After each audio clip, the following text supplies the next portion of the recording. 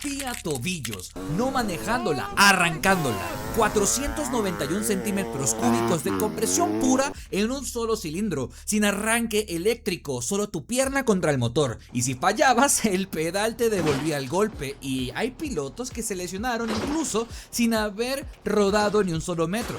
Eso era la CR500, la moto que te podía mandar al hospital antes de salir del estacionamiento. Y cuando arrancaba era peor, porque lo que salía de ese cilindro no era potencia normal, era un golpe, un puñetazo seco de 64 caballos y 77 Nm de torque, que llegaba concentrado en una banda estrecha de revoluciones, sin avisos, sin transiciones, sin nada que te preparara para lo que venía. En tierra suelta, abrir el acelerador de lleno significaba que la rueda trasera iba a patinar sin importar lo que hicieras. En tierra dura significaba que la rueda delantera iba a apuntar al cielo. En cualquier condición significaba que si no tenías reflejos para controlar lo que venía, esta moto te iba a tirar al suelo antes de que tu cerebro pudiera procesar lo que acababa de pasar. La CR500 pesaba 101 kilos en seco, 101 kilos con 64 caballos de motor, 2 tiempos, una relación peso-potencia superior a la de la mayoría de superdeportivas de calle de su época, metida en un chasis de motocross con suspensión larga, sin electrónica, sin ayudas, sin nada que te salvara de ti mismo. David Bailey ganó el campeonato AMA de 500cc con esta moto en el 86. Rick Johnson lo ganó en el 87 y 88. Dave Thorpe, 3 veces campeón del mundial de 500cc en motocross, dijo que la CR500 estaba tan adelantada a su tiempo que incluso daba miedo, era muy brutal. Y ninguno de esos pilotos, con todo su talento y todos sus títulos, dijo jamás que la CR500 fuera fácil de manejar. Decían que era rápida, decían que era brutal, decían que cada vez que abrían el acelerador tenían que estar preparados para pelear con ella. Realmente lo que decían era que daba miedo. Estos eran los mejores pilotos del mundo y la moto los asustaba a ellos también. Entonces, ¿qué quedaba para una persona común? 2 tiempos, refrigerado por líquido a partir de 1985, bore de 89 milímetros, stroke de 79, un pistón enorme moviéndose a velocidades absurdas dentro de un cilindro, que generaba explosiones de potencia tan violentas que el chasis vibraba entero. No temblaba, vibraba. ¿Me escucha? La CR500 era famosa por las vibraciones que transmitía a todo el cuerpo del piloto. Vibraciones que después de 30 minutos de carrera te dejaban los brazos dormidos y las manos agarrotadas. Pilotos que habían corrido con ella durante una temporada completa reportaban problemas de circulación en las manos, dolor crónico en las muñecas y fatiga muscular que tardabas días en desaparecer. Esta moto no solo te exigía talento, te exigía resistencia física de atleta profesional. Si no estabas en condiciones físicas excepcionales, la CR500 te destruía el cuerpo antes de que terminaras la primera malla. Las versiones fabricadas entre el 85 y el 91 eran las más salvajes, 64.6 caballos de fuerza concentrados en una entrega de potencia que llegaba como un latigazo. No había válvulas de escape variables en esas primeras versiones que pudieran suavizar el golpe. Todo el torque disponible te caía encima de golpe cuando el motor entraba en su rango de potencia. Honda lo sabía que la moto era demasiado violenta para la mayoría de los pilotos, y por eso en el 89 rediseñó la cabeza de cilindro para intentar suavizar la potencia y hacer la moto más manejable. Pero incluso después de ese cambio, la CR500 seguía siendo la máquina más exigente del mercado de motocross por un margen que nadie podía cerrar. A partir del 92, Honda bajó la potencia a 56 caballos, no porque el motor no pudiera dar más, sino porque a 64 caballos la moto estaba mandando a demasiada gente al hospital, se estaban quedando sin compradores.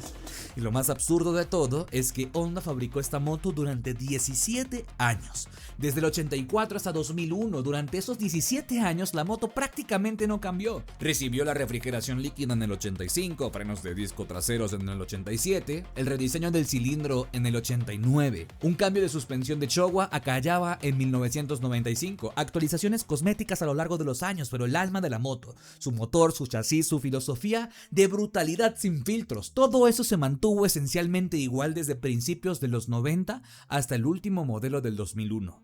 Honda dejó de hacerla activamente cuando la AMA o la AMA descontinuó la categoría de 500cc de motocross en 1993.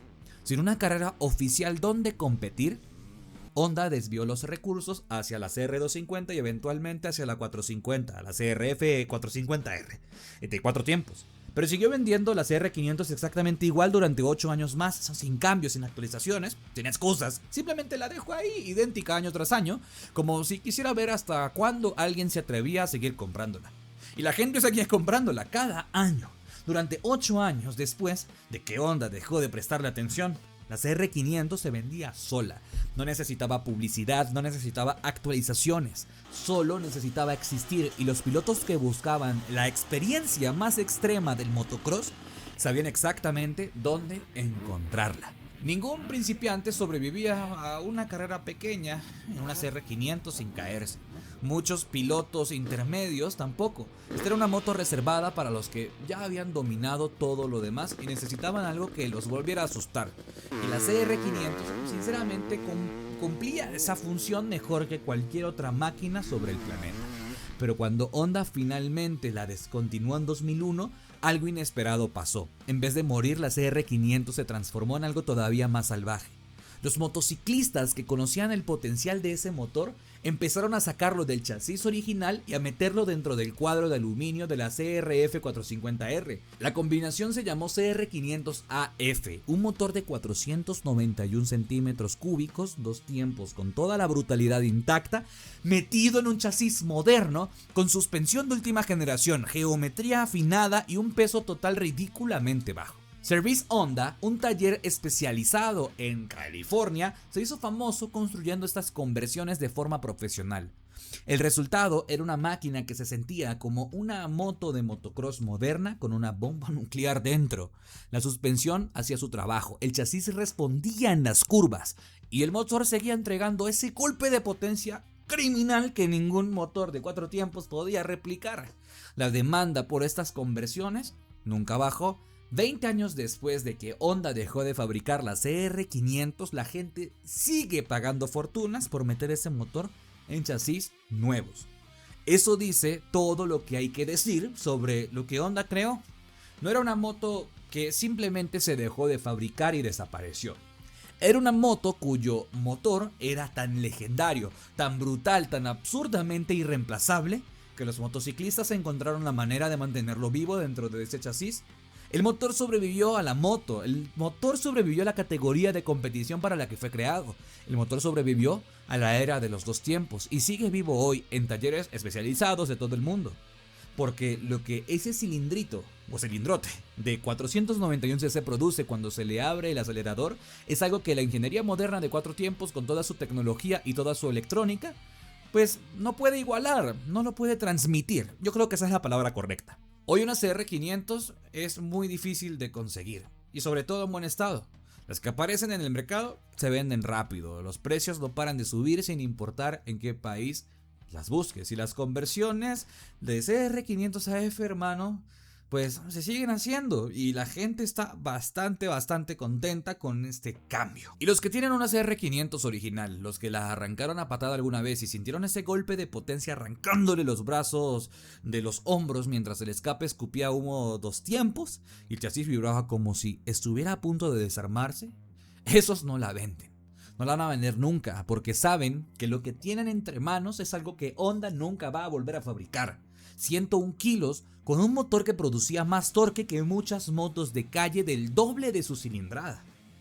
Una moto que te exigía todo lo que tenías como piloto y te devolvía la experiencia más visceral, más violenta y más adictiva que el motocross ha conocido. La Honda CR500 no debió haber existido durante 17 años. Honda lo sabía, los reguladores lo sabían, los pilotos que se rompieron huesos manejándola lo sabían. Pero durante 17 años nadie se atrevió a matarla. Ni siquiera Honda, que dejó de desarrollarla en el 93 y la siguió vendiendo exactamente igual hasta el 2001, como si fuera un acto de rebeldía contra un mundo que se estaba volviendo demasiado blando para máquinas como esta. Y cuando finalmente la descontinuaron, lo que desapareció no fue solo un modelo del catálogo, fue la última gran bestia indomable del motocross profesional. La última máquina que te podía romper el tobillo antes de arrancar, destrozarte los brazos durante la carrera y aún así dejarte con ganas de volver al día siguiente.